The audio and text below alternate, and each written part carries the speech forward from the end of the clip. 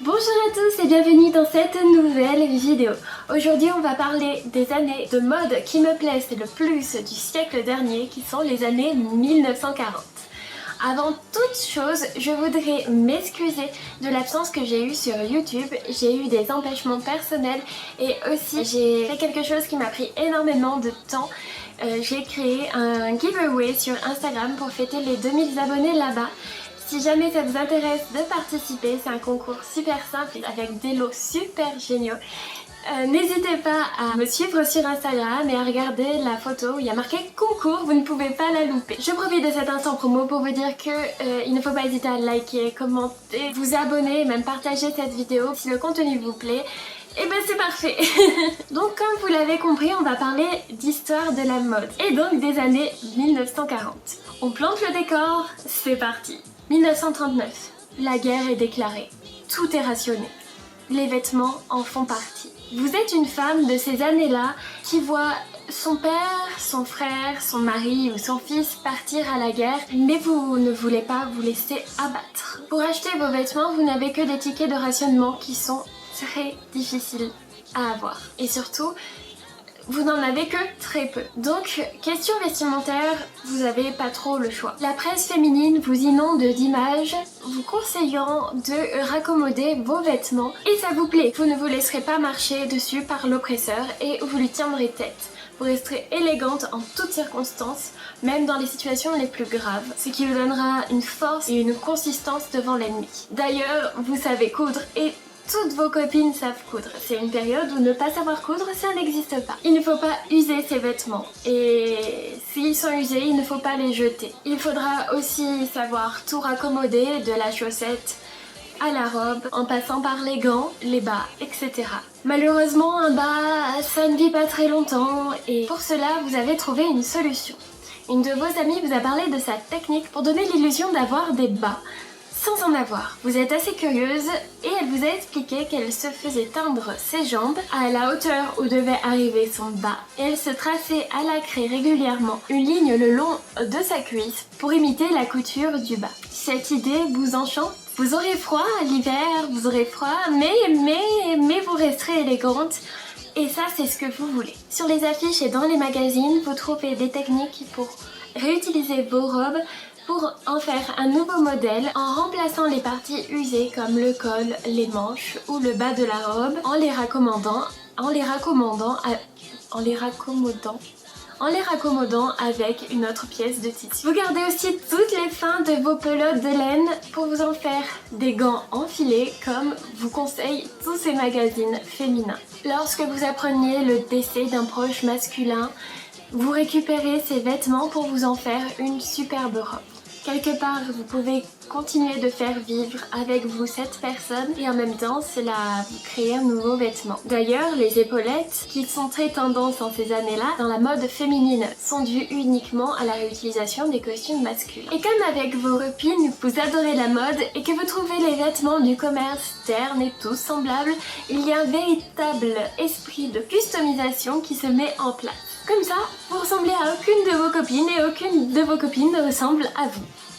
D'ailleurs, vos vêtements que vous achetez sont des lignes simples, droites, courtes, parce que vous n'avez pas la possibilité de pouvoir mettre beaucoup de tissu dans un vêtement vu qu'il était lui-même rationné. Donc tout ce qui est jupe, trapèze, crayon, tailleur, c'était un peu le maximum de la fantaisie. C'est vraiment pour ça aussi que vous avez décidé de customiser vos vêtements, parce qu'il n'y avait aucune fantaisie.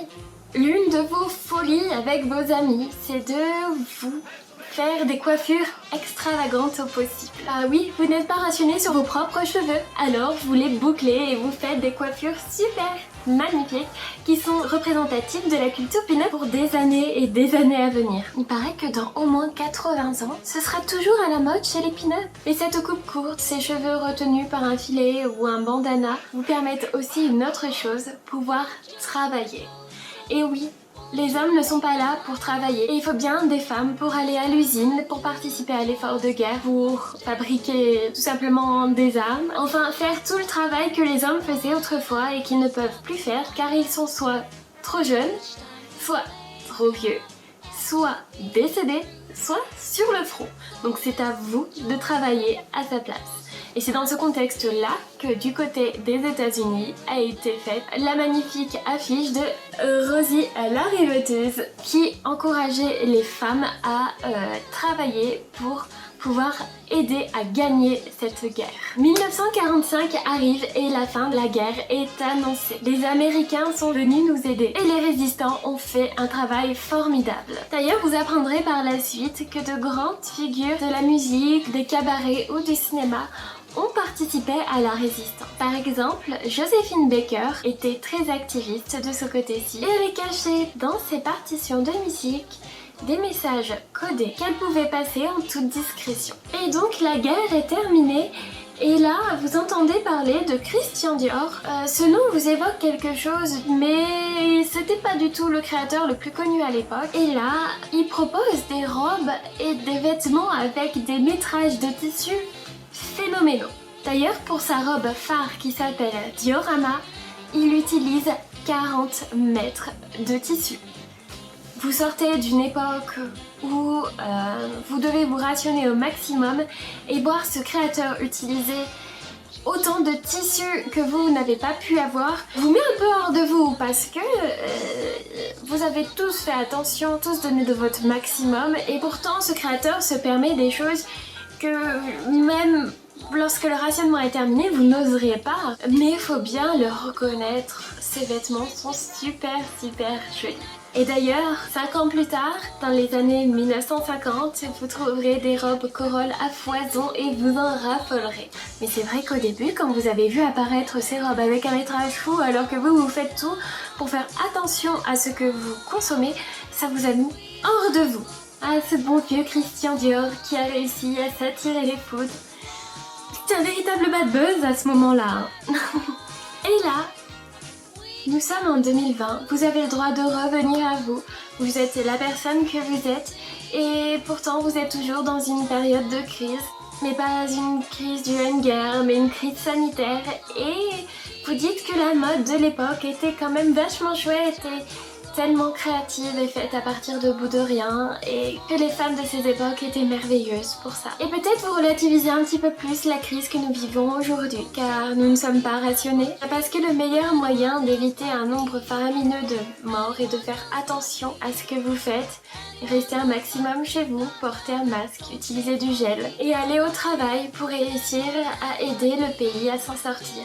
Un peu à l'image de ces femmes qui allaient au travail pour remplacer leurs maris et les aider sur le front.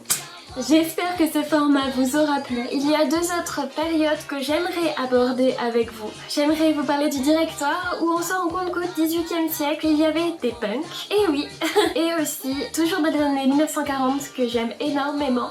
Mais du côté du front, j'aimerais vous parler des femmes à la guerre et plutôt côté américain, je trouve ça très intéressant.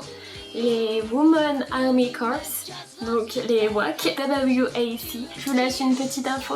Dans le kit pour partir au front, elles avaient du maquillage accordé avec leur tenue. Et donc je me répète, mais j'espère que cette vidéo vous a plu. J'espère que ce concept un petit peu plus histoire du costume vous a plu. Moi c'est quelque chose qui me passionne énormément et c'est vraiment ma grosse passion dans la vie. Sur ce, je vous laisse. N'hésitez pas à liker, commenter, vous abonner et partager la vidéo, comme je l'ai dit au début. Et sur ce, je vous fais d'énormes bisous. Mouah.